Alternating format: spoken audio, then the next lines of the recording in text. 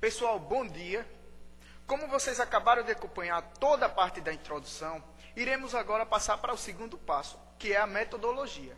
Iremos acompanhar agora passo a passo como foi realizado os testes para a obtenção dos resultados.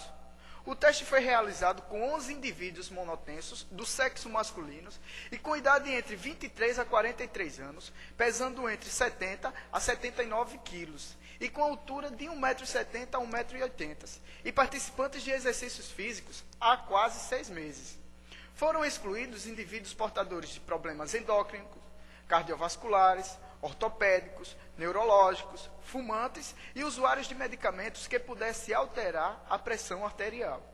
Os participantes realizaram 5 exercícios em dias distintos, sempre no mesmo horário e com um intervalo de no mínimo 48 horas entre sessões. Cada sessão teve início entre 150 e 180 minutos após a última refeição e a ordem das sessões foi alternada, com exceção de uma inicial de testes e de uma repetição máxima, em que a força foi mensurada em cada um dos exercícios a serem utilizados no estudo. Em seguida, ao teste de uma repetição máxima, os 11 participantes executaram 2 sessões de exercícios resistidos, sendo uma a 80% de uma repetição máxima e a outra de 30% de uma repetição máxima. 11 dos 7 participantes executaram ainda 2 sessões de exercícios, uma envolvendo apenas membros superiores e a outra membros inferiores, ambas a 30% de uma repetição máxima. No teste de uma repetição máxima, os exercícios utilizados foram supino reto, leg press, desenvolvimento dos ombros com halteres, mesa extensora, adução horizontal de ombros com halteres, flexão plantar na máquina de panturrilha, puxador de costas, adução de quadril, rosca direta e mesa flexora. Durante as sessões de exercícios, a 80% de uma repetição máxima e 30% de uma repetição máxima, entre músculos superiores e músculos inferiores, o tempo de execução de cada movimento, em cada exercício, seguia um padrão de um ciclo a cada 2 segundos. A sessão de músculos superiores constituiu de 2 séries de 30 repetições e pausa de 1 minuto entre as séries. E os exercícios foram realizados na seguinte sequência: supino reto,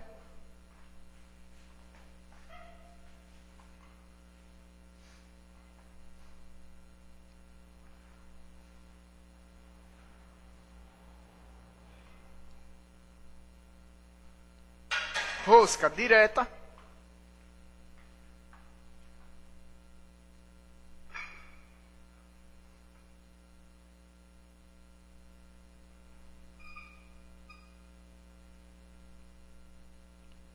desenvolvimento de ombros com halteres,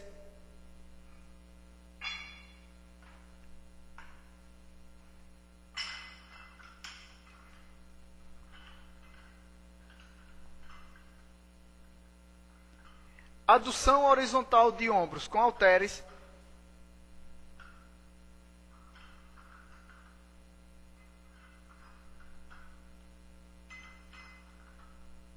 e puxador de costas.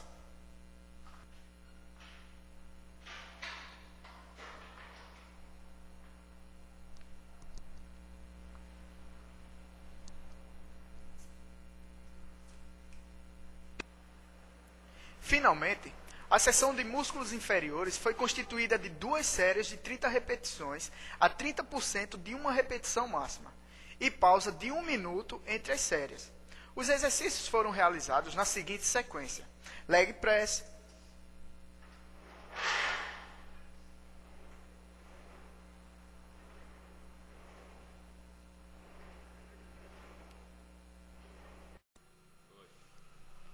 mesa flexora,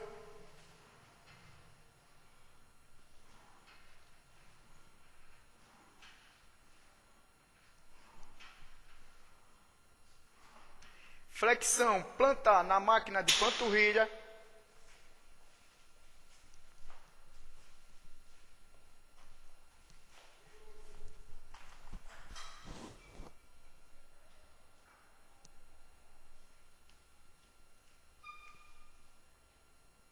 adução de quadril,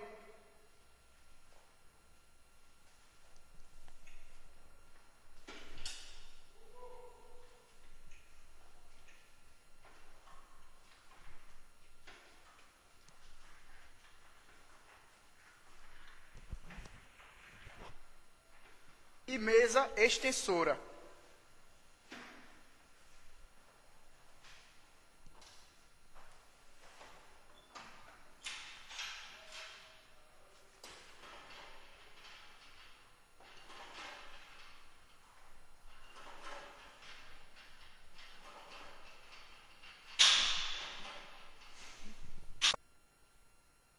Em ambas as sessões, tanto nos membros superiores quanto nos membros inferiores, foi analisada a pressão arterial sistólica, a pressão arterial diastólica e a frequência cardíaca.